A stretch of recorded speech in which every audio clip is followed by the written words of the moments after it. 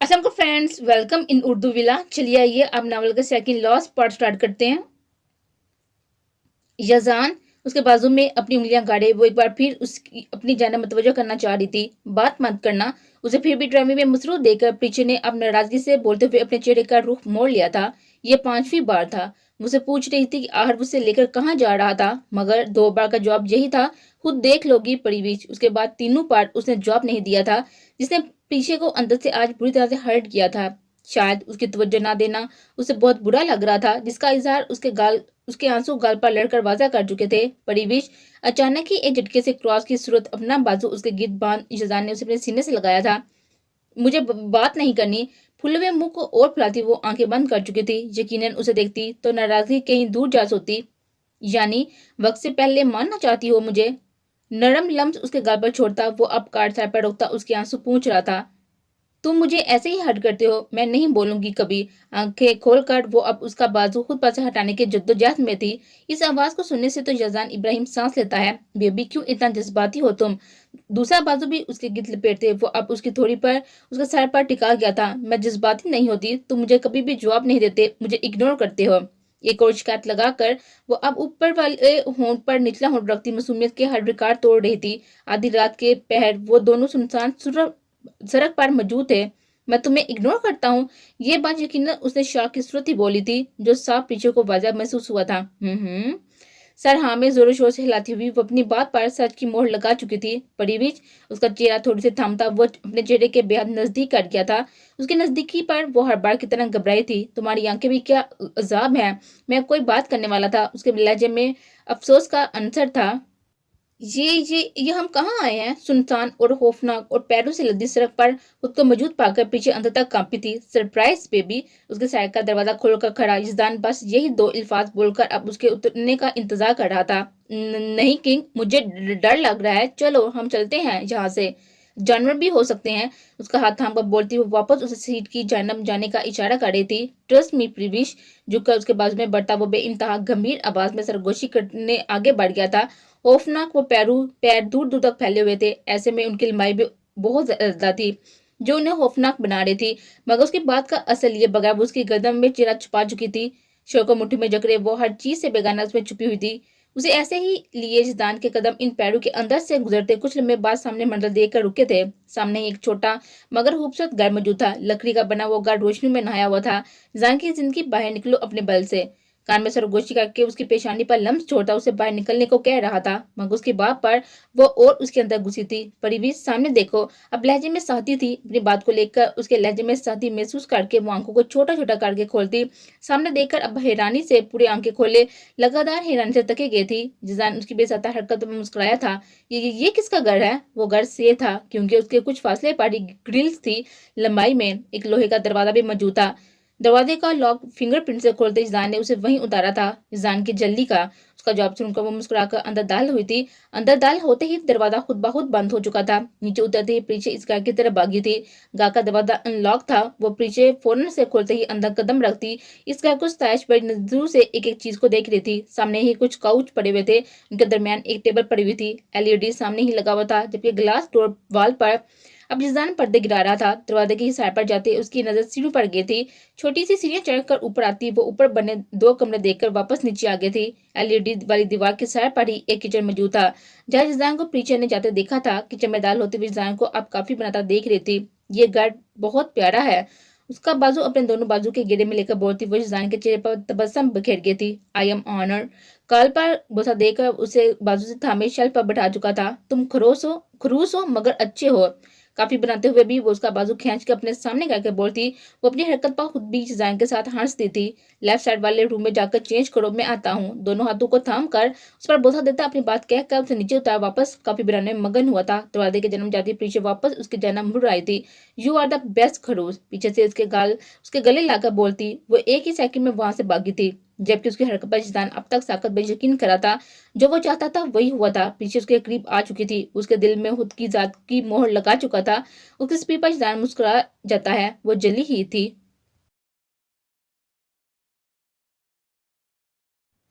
कमरे में दाखिल होते उसकी नजर सामने उसी की शलवार कमीज में शाल लपेटकर नमाज अदा करती पीछे पर गई थी, जो अब सलाम फेंक कर दुआ मांगती खड़ी हो चुकी थी।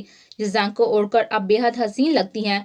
कॉफी के मग टेबल पर रखता वो उसके जाए नमाज रखकर करीब आते एक झटके से अपनी जानिब खींच चुका था, जो अब उसके चेहरे पर कुछ पड़कर फूंक मार रही थी। मुझे लगा था तुम खरूस हो, मगर तुम तो छिछोरे भी हो। छोड़ो, मुझे चेंज करना है, ये बहुत बड़े हैं और तुम भी मुझसे बहुत बड़े हो, बुढ़े हो चुके हो तुम। कुछ तो उम्र का लिहाज कर लो। तेज बन के जो चलाती वो उसे पहली वाली पीछे लगी थी, जो बगैर सोचे समझे बोली जाती थी। रिजान ने उसे एक और झटका देते अपने करीब किया था। झटका लगने से उसकी शाल उसके कंधों पर गिर चुकी थी। कुछ अवारा लिट्टे बांधे कानों से निकलकर उसके पुरनूर चेहरे को हुसन बख्श रही थी। तुम ही कर लो, गर्दन पर जो को जोरमैन लहजे में बोलता उसे सुरख कर गया था। ये जान चुभ रही है। गर्दन पर उसके लम्स के साथ दाढ़ी की चुभन महसूस करते पीछे अंदर तक कांपी थी। उसके लम्स में अजीबी हरारत थी। मैं चाहता हूँ तुम पर मेरे निशान हमेशा रहें। गर्दन पर सुरही निशान देकर बोलता वो अब अंगूठे से वही जगह से ला रहा था जिसके लम्स से शुरू हुई थी। मुझे चेंज करना है। उसकी गुर्बत जानलेवा तोड़ फोड़ के लफ्ज अदा करती वो उसकी गिर से निकलने को थी, जब जिसदान ने अचानक ही उसे बेड पर दिखा दिया था। वो खुद भी उसकी गर्दन पर झुका जा बजा अपने लम्स छोड़ रहा था। उसकी जान लेवा लम्स पर पीछे ने बैठ के चादर को सख्ती से मुट्ठियों में बिछना हुआ था। इंटरेस्टिंग। कुछ लम्बे बाद उसे आजाद करते वो मुतमिन नजर अपने दिए हुए निशानात पर डालकर बोलता हुआ टेबल की जाना बढ़ गया था, जब उसे उठते ही पीछे एक ही जस्ट में वॉशरूम में जाकर बंद हुई थी। इस शख्स ने आज उसकी जान निकालने की कोई कसर ना छोड़ी थी। दरवाजे से टेक लगाकर खड़ी गहरे गहरे सांस लेती वो अब सामने शीशे में अपने गर्दन पर उसके दिए गए निशान देखती सिसकी बढ़कर रह गई थी। उसके लम्स की शिद्दत उसकी सिसकी से वाजा साफ वाजा हो रही थी।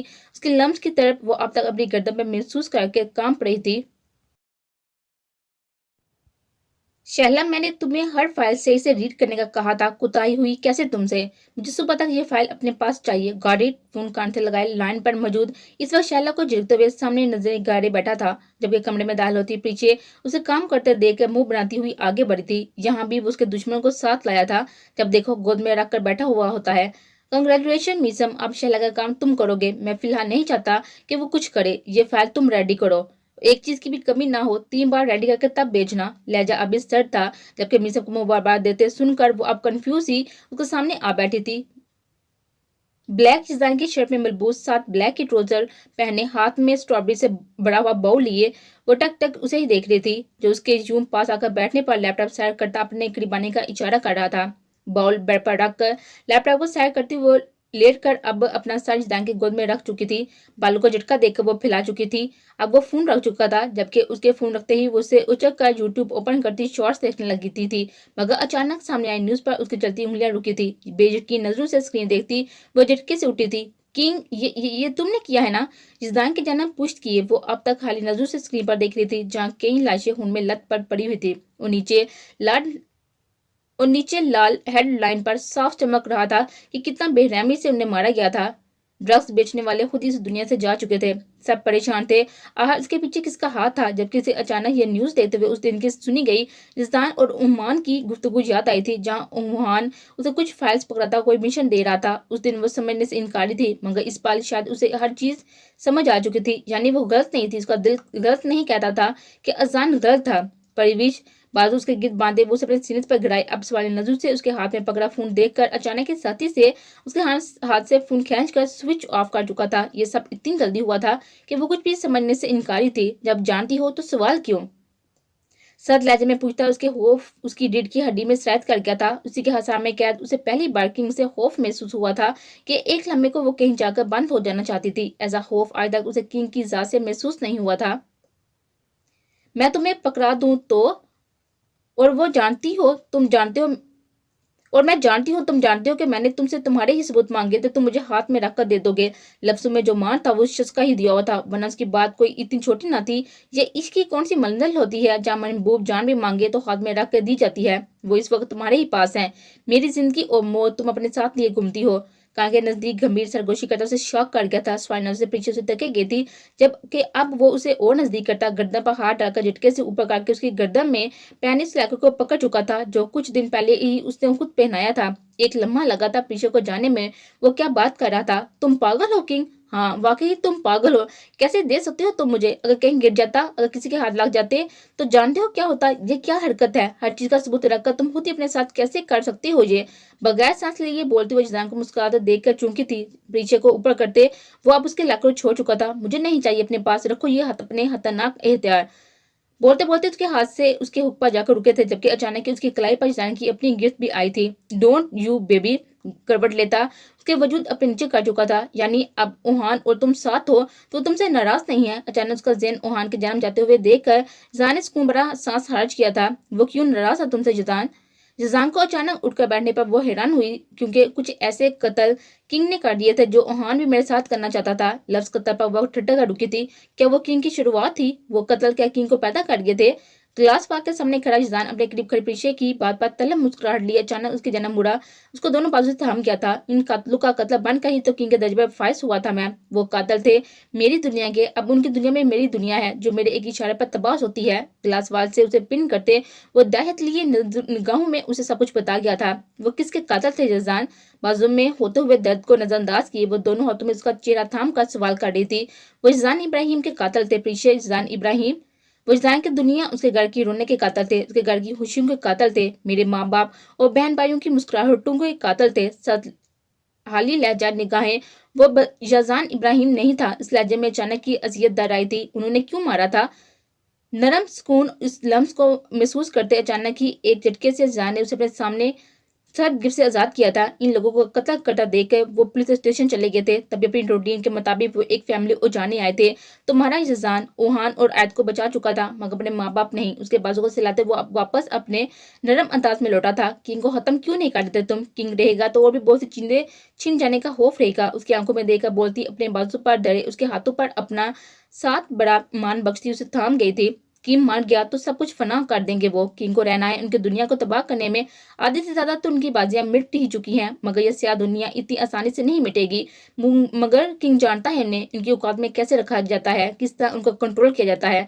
मेरा बेबी इसके लिए परेशान हुआ अच्छा नहीं लगता। तुम्हें नहीं लगता कि तुम आज मेरे ही कपड़ों में मलबूस मेरे ही ईमान से मुझे भटका रही हो?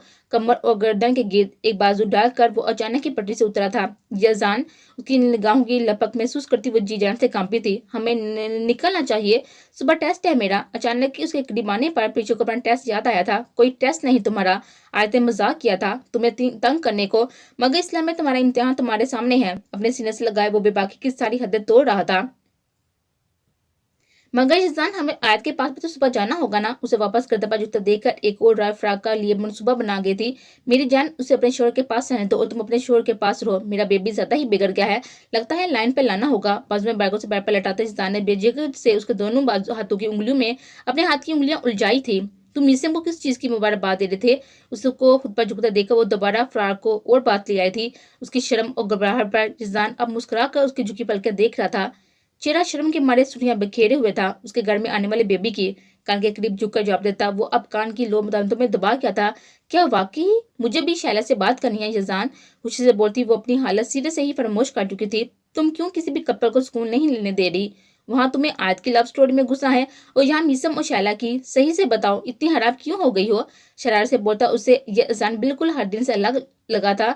जो बोलता भी अल्फाज चुन चुन कर था, उसे यूं मजाक करता आज बेहद भला लगा था। मैं मर भी जाऊं ना तो तुम यूं ही रहना, मुझे तुम्हारी मुस्कुराती निगाहें बहुत पसंद है। उसके गिफ्ट से हाथ निकालकर चेहरा थामे अब नरमी से उसकी दाढ़ी से लाते आंखों में नमी लिए ही भी हंस दी थी। मगर जान के संजीदा चेहरे पर निगाह पड़ते ही वो हैरानी से उठ बैठी थी। जिसकी गिफ्ट से निकलता दूसरी साइड पर आकर लेट चुका था। शहजान पहली बार उसके यूं रूह मोड़ने पर प्रीशो को अपना दिल मुट्ठी में कैद होता हुआ महसूस हो रहा था। सो जा प्रीविश, गंभीर आवाज में छुपी वाणी पर वो सहमी थी। I am sorry. वो जान गई थी उसके यूं मरने वाले जिक्र पर वो उसे खफा हुआ था, मगर उसे इसी पोजीशन में देखकर वो अब उसके करीबी खिसक आती है। King I am sorry.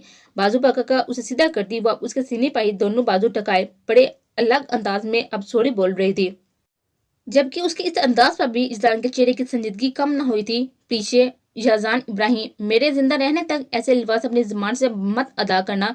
बालों को अपनी गिफ्ट में लेकर झटके से उसे खुद पर गिराते कान के नजदीक ही यजान को घुराया था, जबकि अब उसकी गिफ्ट में पुरसुकून हुई थी। झटके से आंख खुलते ही उसकी नजर पास ही सोए हुए ओहान पर जाकर टिकी थी, जो उसे किसी पिल्लो की तरह अपने अंदर सोए गहरी नींद में था। ग्लास पर निगाह जाते ही उसे बाहर होती बारिश पर निगाहें टिकी थी। बारिश अब भी हल्की हल्की बरसी, साथ रोशनी भी ले आई थी। वुहान का फ्लैट शहर से कुछ दूरी पर था, जबकि इर्द गिर्द दरख्तों के अलावा ढूंढने को भी कोई घर या इंसान नजर नहीं आता था। गिलास पास आती रोशनी पर उसकी आंखें पूरी तरह खुली थी। वुहान अब तक गहरी नींद में था। कंफर्टर उसे अच्छी तरह उड़ाती वो एक झटके से वॉशरूम में जाकर बंद हुई थी, जबकि उसके पीछे करवट लेते वो उसकी अचानक ही आंख खुल चुकी थी। बेड पर उसे मौजूद ना पाकर वो परेशान से उठा था। यश यश परेशानी में खड़े होते हुए चेंजिंग रूम में उसे तलाश करता वॉशरूम के लॉक पर हाथ रखे खड़ा था, जब अचानक ही यशवा ने अंदर से दरवाजा खोल अपने सामने वहां को परेशान देकर वो समझ गई थी कि उसे ना पाकर ही परेशान हुआ था। मैं फ्रेश हो रही थी, निगाहें जोकर बोलती वो अब एक साइड से निकलने को थी। फिलहाल जरूरत नहीं है, बान की जान झटके से बाजू में बढ़ते उसे वापस बेड पर ले आया था। ओहान, दादो परेशान हो रही होंगी, मैं रात घर, मेरा मतलब मैं घर नहीं होंगी तो। जुबान दादो में दबाती वो कुछ उल्टा कहने से खुद को बात से रख चुकी थी। फिक्र मत करो, वो समझ जाएंगे कि यश अपने पुलिस वाले के पास हो गई। बालू को कानून के पीछे अरेस का जवाब देता वो अब उसके हाथों पर बोसा दे रहा था। हाँ बान, मुझे बाहर जाना है। गिलास फाड़ के जन्म इशारा करती वो किसी एक्साइटेड बच्चे के अंदाज में बोलती उसके चेहरे पर मुस्कुराहट बिखेर गई थी। बान की जान को बाहर जाना है, मगर बान को नहीं जाना मेरी जान। उसके हाथ की उंगलियों में अपनी उंगलियां उलझाकर उसकी ध्यान अपनी तरफ करना चाहता था। उसकी बात पर रंग ले आया था। नाराज नजरों से उसे देखती वो कुछ कुछ लम्हों बाद मासूम निगाहों से बाहर देख रही थी। बहुत जालिम हो तुम, उठो जाओ चेंज करो, लेकर जाता हूँ, मगर देख लो मैं कहीं भी बेबाक हो जाता हूँ। अचानक ही खुद की जान से छुड़ाते देखकर वो खुशी खुशी उठी थी, जबकि अपने पीछे से आती उसकी आवाज पर वो वहां को गुड़ी से नवाजना ना बोली थी। आयत उठ जाओ शाबाश। बालू में कितने ही लम्हे उससे किसी के लम्स महसूस हुआ था, जबकि वो गहरी नींद में कंफर्टर मुंह तक ताने गहरी नींद में सोई हुई थी। कितनी पक्की नींद है यार, उठो शाबाश। उसके सहाने बैठते वीर ने एक और बार कोशिश की थी, जबकि वो अब नींद में मुंह बनाते हुए साफ जता गई थी कि इस लम्हे नींद से बेदार होने को तैयार ना थी। वी की प्रिंसेस, बहुत बिगड़ गई हो तुम। खैर सोती रहो फिलहाल। झुककर उसकी पेशानी चूमकर वो कंफर्टर अच्छे से उस पर फैलाकर उसके पांव और हाथ अंदर करता बाहर की जाना पड़ता है। वो नवाब सुबह के 10 बजे भी उठने को तैयार ना थी। वो जानता था अगर वो उठ जाती तो उससे भी नाराज होती। कभी भी वो ऐसी ही गहरी नींद सोई हुई थी। वीर की जली कमरे से निकलते एक नजर अपने रौनक के चेहरे पर डाल वीर बड़बड़ा कर बाहर निकला था।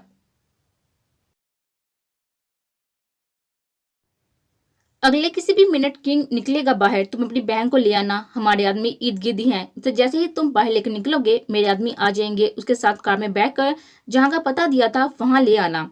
आज कोई कुताही ना हो, ये नहीं तो प्लान बी है। एपी से आती आवाज पर शान दूरबीन से नजर आते इस गाय को देखते और चौंकना हुआ था, जब अचानक उसकी निगाह दरवाजे पर खड़े किंग पर गई थी, जो परीचे को बाजू के हाले में लिए कुछ बोलता उसके मुंह बनाने पर अब हंसता वो से छोड़कर बाहर निकला था। यही सही मौका है, वो निकल चुका है। ईवल, मैं भी निकल रहा हूँ। दूसरी जानब मौजूद ईवल को मैसेज देते वो दूरबीन रख के वो जाड़ियां पार करता अब इस गाय के सामने आ रुका था। आप यहाँ। दरवाजा खोलते ही अपने सामने खड़े भाई को देखकर प्रीशा शॉक्ड हुई थी। जिदान अभी तो निकला था, यही सोचते उसने डरते हुए दरवाजा खोला था, जबकि इस जगह अपने भाई की मौजूदगी पर वो हैरान और शॉक्ड थी। क्या हुआ? क्या मेरी बहन इतनी हवा है कि अपने भाई को देखकर हैरान हुई? हुश नहीं। लहजे में अफसोस और शर्मिंदगी का अंसर महसूस करते प्रीशा चौंकी थी। नहीं तो भाई आप आए ना। दरवाजे की एक साइड होती उसे अंदर आने की दावत दे रही थी। नहीं प्रीशा, मुझे जरूरत ही तुम्हारी अपने घर, बहुत वीरान हो गया है। तुम जानती हो ना आज अम्मी और अबू की बरसी है और तुम हो कि आई नहीं। रोज इंतजार करता हूँ, मगर मुझे आज के दिन का यकीन था। देखो इस जगह वीरान सा घूम रहा था, अचानक ही तुम पर निगाह पड़ी। शायद अल्लाह ही यही चाहता है कि मैं अपने किसी करीबी हुनी रिश्ते से मिलूं। मेरे साथ घर चलो प्रीशा, प्लीज। कुछ देर के लिए इस घर की रौनकें अब वीरानियों में बदल गई हैं। लहजे में अफसूदा और उदासी घूरते उसे शीशे में उतार रहा था, जबकि उसके साथ ले जाने वाली बात पर प्रीशा परेशान हुई थी। जिसान कोई सामान लेने यहीं तक गया था, वो बगैर उसकी इजाजत के नहीं जा सकती थी। भाई मैं फिर आऊंगी अपने शोहर के साथ, फिलहाल वो बाहर गए हैं तो मैं उनकी इजाजत के बगैर कहीं नहीं आती जाती। नरमी से इनकार करती वो बाहर बदलते मौसम को देखकर गहरा सांस भरकर रह गई थी। जिसान जाते हुए उसे कहकर गया था यहाँ मौसम बदलते वक्त नहीं लगता, जबकि अब तक वो नहीं जान पाई थी कि वो कहाँ थे। प्रीशा, क्या तुम्हारा भाई तुम्हारे लिए कोई अहमियत नहीं रखता? प्रीशा के पीछे खड़े उस शख्स को निगाहों से इशारा करते उसे इमोशनल ब्लैकमेल कर रहा था, जबकि उसे प्लान ए में आते ना देखकर वह प्लान बी पर काम करने वाले थे। भाई ये बात नहीं, मगर मैं जान के बगैर कहीं नहीं आती जाती। अचानक ही लहजे में सहती लाती सर पर होते हुए टीस पर वो लड़खड़ाई थी। कोई गरम लोहे की चीज थी जो उसे अपने सर पर पूरी कुव्वत से हिट करते हुए महसूस हुई थी। अपने सामने खड़े बाइक के चेहरे पर मुस्कुराहट देखकर वो अचानक ही जमीन बोस हुई थी। जो अल्फाज उसकी जुबान पर थे वो एक पुकार थी, जुबान पर मौजूद एक ही पुकार, इस जान के नाम की, मगर वो पुकार है बेआसरा ही लौट आई थी। प्रीविश, प्रीविश, प्रीशे, प्रीशे। घर में दीवाना वार से ढूंढते उसके चेहरे पर वहशत ही वहशत थी।